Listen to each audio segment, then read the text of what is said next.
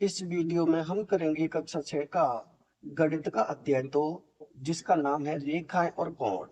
Page number 53 पर दिया हुआ है। आइए पता लगाएं का प्रश्न नंबर 2।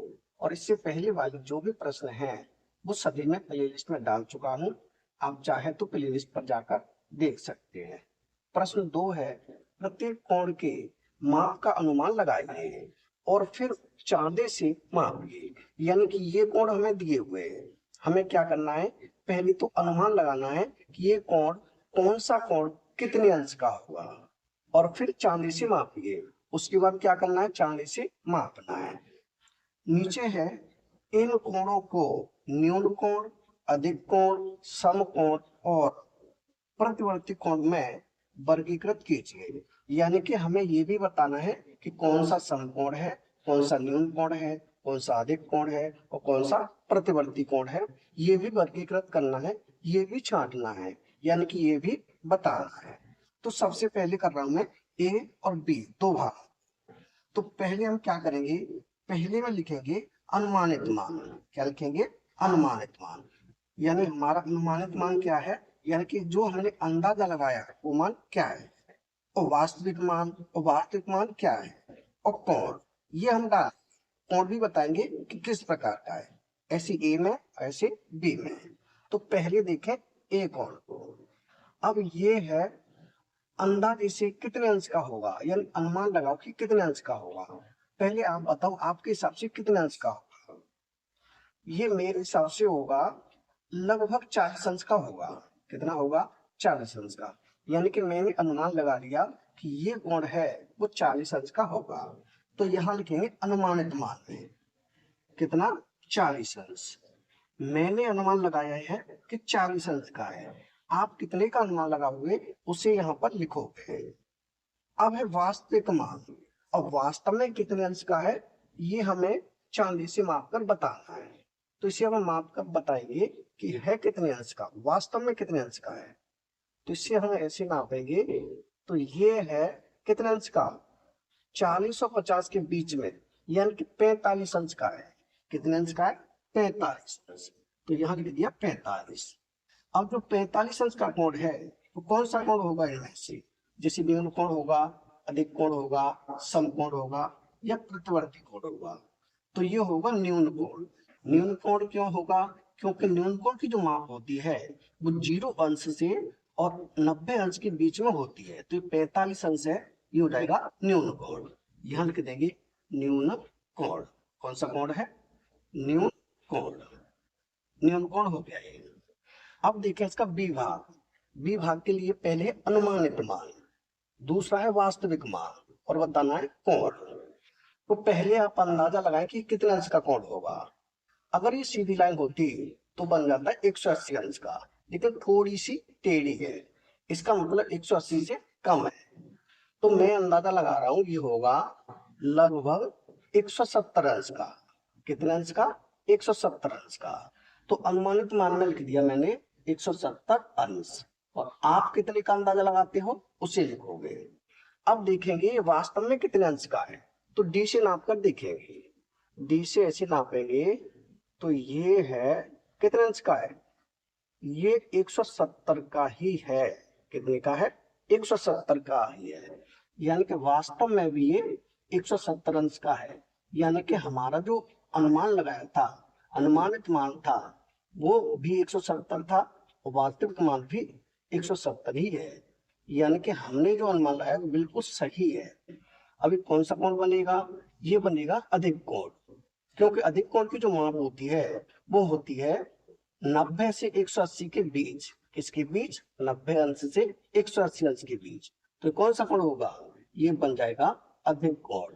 यहाँ लिख देंगे अधिक और ये कोण। ये हो गया हमारा बी भाग का उत्तर। यानी ये हो गया ए भाग का उत्तर, ये हो गया बी भाग का उत्तर। अब हम करेंगे इसका सी भाग।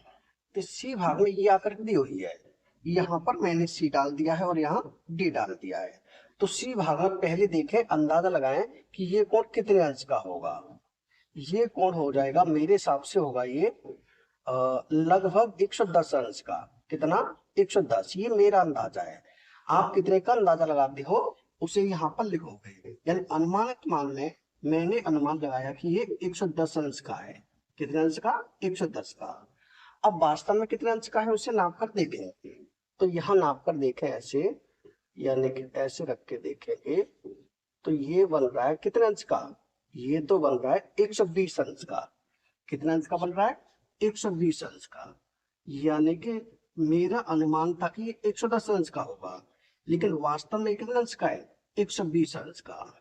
अब जो 120 अंश का है तो कौन सा कोण होगा? ये हो जाएगा अधिक कोण, क्योंकि अधिक कोण की जो माप होती है वो होती है 90 और 180 अंश के बीच में। तो कौन सा कोण होगा? ये होगा अधिक कोण। अधिक कोण ये हो जाएगा हमारा सी भाग का उत्तर। अब देखें डी में। डी भाग के लिए ये आकृति हुई है। पहले हमें अंदाजा लगाना है कि ये कोण ये वाला कितने अंश का होगा। तो मैं अंदाजा लगा रहा हूं ये होगा लगभग 25 अंश का। कितने अंश का? 25 अंश का। तो मैंने यहाँ लिख दिया 25 अंश। आप कितने अंश का अंदाजा लगाओगे उसे यहाँ लिखोगे अनुमानित मान। अभी वास्तव में कितने अंश का है उसे नाप कर देखेंगे। तो ऐसे अगर हम नाप के देखेंगे तो ये बन रहा है 30 अंश का। कितने अंश का? 30 अंश का। तो यहाँ लिखेंगे वास्तविक मान में 30 अंश। अब अगर ये 30 अंश का है तो कौन सा कोण होगा?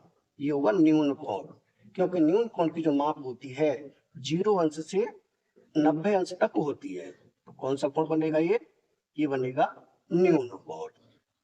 यानी कि अनुमानित मान है हमारा 25 अंश, वास्तविक मान है 30 अंश, यानी कि वास्तव में 30 अंश का है।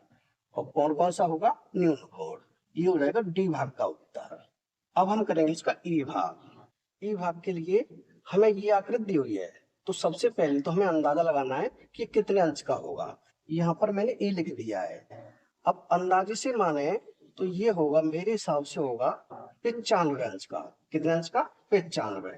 तो अनुमानित मान में मैं लिख रहा हूँ 95 अंश। और आपको जितने का भी अंदाजा हो रहा हो उसी को यहाँ लिखेंगे। अब वास्तव में कितने अंश का है ये हम माप कर देखेंगे। तो ऐसे अगर हम माप के देखेंगे तो ये बन रहा है 100 अंश का। कितने अंश का? 100 अंश का। यानी कि मैंने अंदाजा लगाया तो ये 95 अंश का था। यानी कि मैंने अंदाजा लगाया कि 95 अंश का होगा, लेकिन कितने अंश का है? 100 अंश का। अगर ये 100 अंश का है तो कौन सा कोण होगा? ये होगा अधिक कोण। कौन सा कोण? अधिक कोण। क्योंकि जो अधिक कोण की माप होती है वो होती है 90 अंश से 180 अंश के बीच। तो ये हो जाएगा अधिक कोण, यानी ये हो जाएगा ई भाग का उत्तर। अब देखें एफ। तो एफ है हमारे पास ये। तो एफ भाग के लिए दी है ये आकृति। अब इसमें हमें ये कोण बताना है बाहर वाला, यानी प्रतिवर्ती कोण। कौन सा कोण? प्रतिवर्ती कोण। अगर मैं अंदाजा लगा लूं कि अंदर का जो कोण है वो 20 अंश का है, तो प्रतिवर्ती कितने का होगा? 360 में से 20 घटा देंगे, कितना बचेगा? ये बचेगा 340। यानी कि मैंने अंदाजा लगा लिया कि जो प्रतिवर्ती कोण है वो 340 का होगा, क्योंकि मैंने अंदाजा लगाया है कि अंदर का कोण है वो 20 अंश का है। अब इसे मैं नाप कर देखता हूँ अंदर वाले कोण को। तो अंदर वाले कोण को मैं ऐसे नापूंगा तो कितने का बन रहा है? ये तो 10 अंश का है। कितने अंश का? 10। तब हम क्या करेंगे? 360 में से 10 घटाएंगे, तो प्रतिवर्ती कोण कितने का होगा? 360 में से 10 घटाने पर ये बचेगा 350। यानी कि वास्तव में कितने अंश का है? 350 अंश का। और कोण कौन सा है? ये प्रतिवर्ती। कौन सा कोण? प्रतिवर्ती कोण। यानी कि हमारा एफ का उत्तर होगा, अनुमान लगाया था मैंने ये प्रतिवर्ती कोण है वो 340 अंश का होगा, लेकिन वास्तव में ये 350 अंश का है। और कौन सा कोण है? ये है प्रतिवर्ती। तो ये हो गया हमारा एफ भाग का उत्तर। यानी इस प्रश्न की ए, बी, सी, डी, ई और एफ सभी भाग हो चुके हैं कंप्लीट। यानी प्रश्न नंबर 2 हो चुका है कंप्लीट। अगर वीडियो पसंद आए तो लाइक करें, कमेंट करें, अपने दोस्तों के साथ शेयर करें। धन्यवाद।